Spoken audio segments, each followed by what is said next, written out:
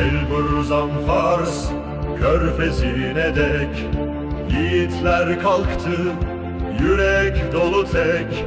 Toprak titriyor adımlarında, aslanların haykırışı havada. Bütün gözler İran'a, kılıçla iman bir arada.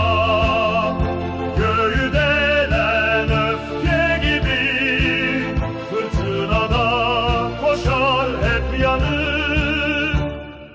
Ok gibi çekti Araş canından, yeri yarıldı, ağladı gökten.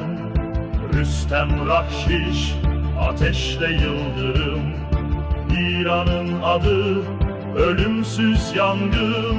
Bütün gözler İran'a, tarihin ortasında fırtına.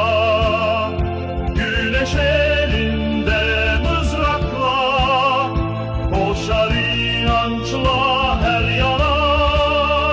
Biz Kabe'nin torunlarıyız, zulme karşı haykırışız. Bu toprakta anka doğar, her karışında bir efsane var.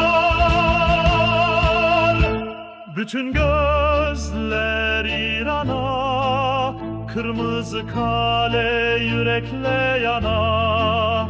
Göğsümüzde bir nefes varsa, İran yaşar sonsuza kadar.